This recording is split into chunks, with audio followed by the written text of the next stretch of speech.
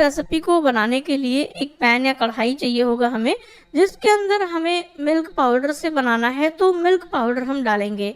इसके अंदर milk powder हमने 250 ग्राम जितना, यानी कि कप से बताऊं तो करीब 1.5 कप जितना हमने यहाँ पे मिल्क पाउडर यूज़ किया है।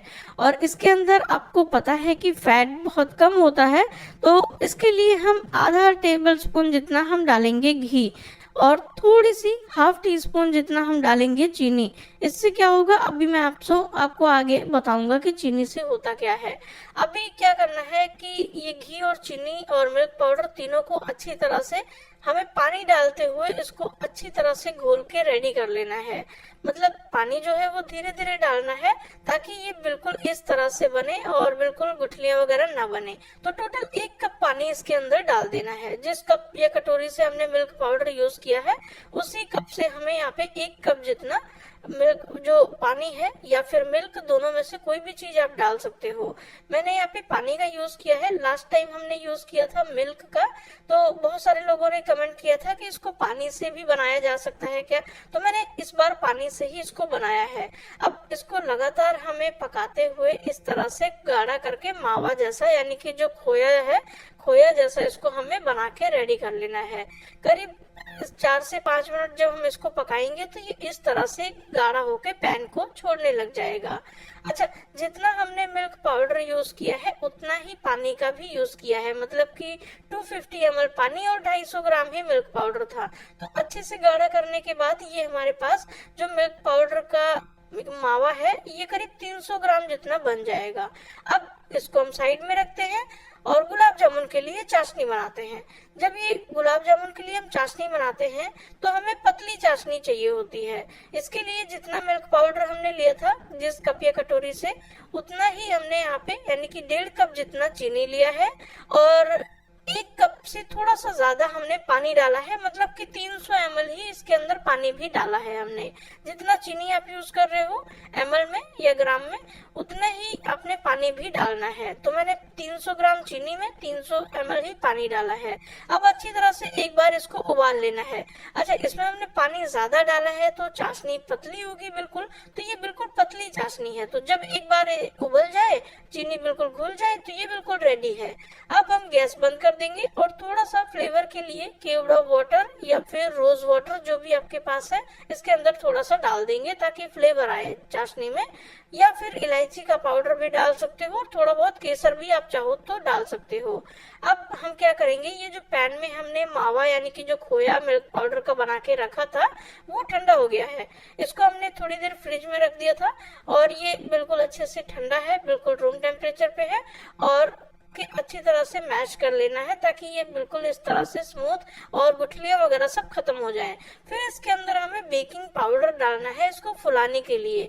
बेकिंग पाउडर जिस चम्मच से, यानी कि जो चम्मच हम घर में खाने के लिए यूज करते हैं, उससे हमें 1/4 चम्मच जितना बेकिंग पाउडर डालना है। और इसमें बेकिंग सोडा डालने की जरूरत नहीं है। हम इसके अंदर थोड़ा सा इलायची का पाउडर भी डाल देंगे ताकि अच्छा फ्लेवर आए गुलाब जामुन के अंदर। भी डाल सकते हो या इसको मिक्स करने के लिए थोड़ा सा बेकिंग पाउडर एक्टिवेट हो जाता है कुछ भी जब लिक्विड डालते हैं। तो अगर रोज वाटर नहीं है तो आप नॉर्मल पानी डाल सकते हो थोड़ा, इससे अच्छे से ये मिक्स हो जाएगा। अब मिक्स करने के बाद हम इसके अंदर डालेंगे बाइंडिंग के लिए। बाइंडिंग के लिए हमने यहाँ पे यूज किया है मैदा। आप चाहो तो सूजी मैदा दोनों मिक्स करके भी डाल सकते हो या फिर सूजी से भी बाइंडिंग हो सकती है।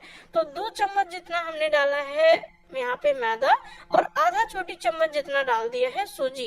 2 चम्मच मैदा, मतलब कि जो घर में खाने वाला चम्मच है उसी चम्मच से 2 चम्मच मैदा डालना है, मतलब कि टेबल स्पून से डालना है 2 चम्मच। अब अच्छी तरह से इसको हम मिक्स करके रेडी कर लेंगे। सब बन जाएगा, फिर हाथ में ये चिपकेगा नहीं। ये देखिए इस तरह से। फिर हम इसको छोटे छोटे बॉल्स में अच्छी तरह से बना सकते हैं। अच्छा, गुलाब जामुन के अलग अलग शेप और साइज होते हैं, तो आप अपने हिसाब से जैसा भी आपको अच्छा लगे वैसा आपने बना लेना है।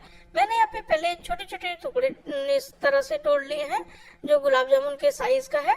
अच्छा, गुलाब जामुन जितना बड़ा होता है, जितना भी बड़ा आपको रखना है, उसका हाफ आपने इस तरह से बॉल रखना है, क्योंकि ये फूलने के बाद डबल से भी ज्यादा बड़े हो जाएंगे, तो उस हिसाब से आपने साइज रखना है। तो अभी हमने इसको इतना रखा है, ये नॉर्मल गुलाब जामुन जैसे साइज में होता है वैसे ही बन जाएगा। अच्छा, गुलाब जामुन के अगर आप साइज या फिर गोल गोल गुलाब जामुन खा खा के बोर हो गए हो, तो आप इस तरह से लंबा गुलाब जामुन भी बना सकते हो। मार्केट में देखा होगा अलग अलग साइज में मिलते हैं।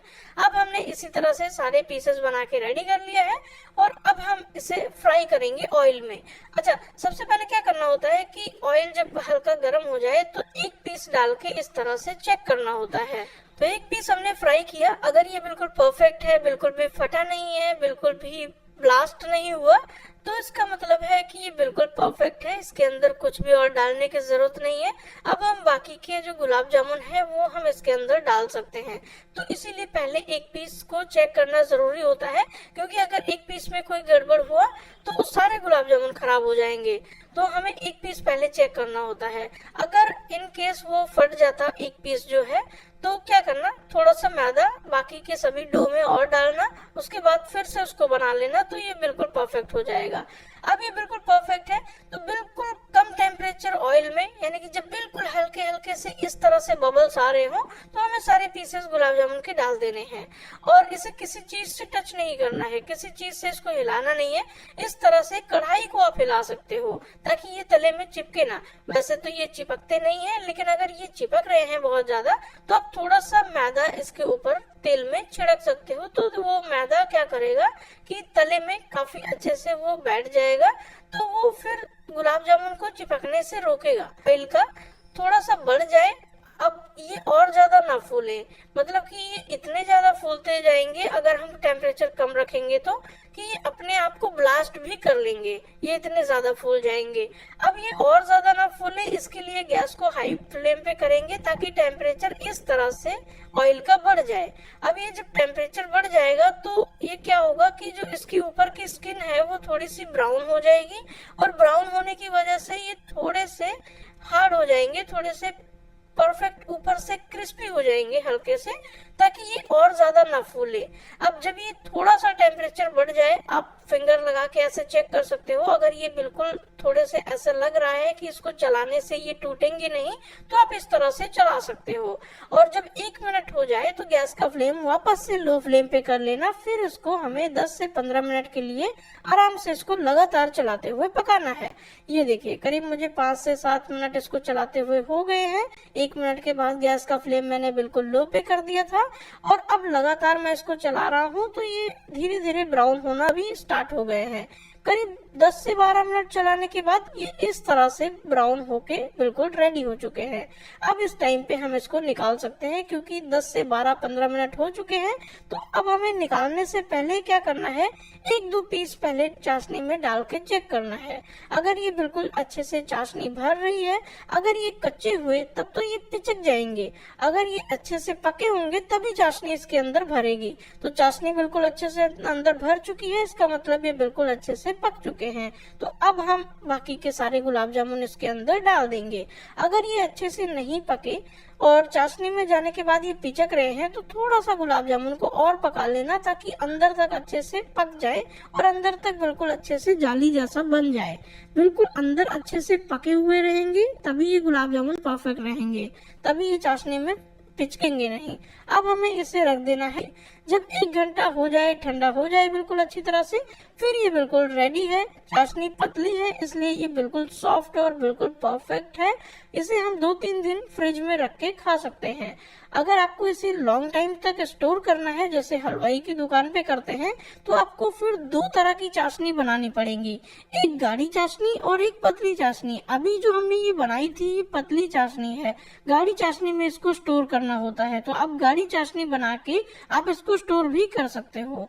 ये देखिए, हमने इसको प्लेट में निकाल के रेडी कर लिया है। अब मैं आपको कट करके दिखाता हूँ। और जो हमने स्टार्टिंग में जब मावा हम बना रहे थे मिल्क पाउडर से, तो उसमें थोड़ी सी ½ टी स्पून जितनी चीनी भी डाली थी। और घी भी डाला था, तो उसकी वजह से क्या होता है, ये देखिए बिल्कुल अंदर से जाली जैसा बिल्कुल बन जाता है, बिल्कुल परफेक्ट एकदम जाल जैसा बन जाता है। अंदर से बिल्कुल अच्छे से ये फूल जाता है और चाशनी अंदर तक भरी हुई रहती है। तो ये चीनी और थोड़ा सा घी डालने का फायदा है, क्योंकि जो चीनी है वो अंदर जब रहेगी तो वो मेल्ट होके निकलेगी, तो जब वो मेल्ट होके निकलेगी तो वो जगह खाली रह जाएगा, तो उसमें फिर चाशनी भर जाएगी। ये देखिए अब ये बनके बिल्कुल रेडी है। चैनल को सब्सक्राइब जरूर करें। Thank you.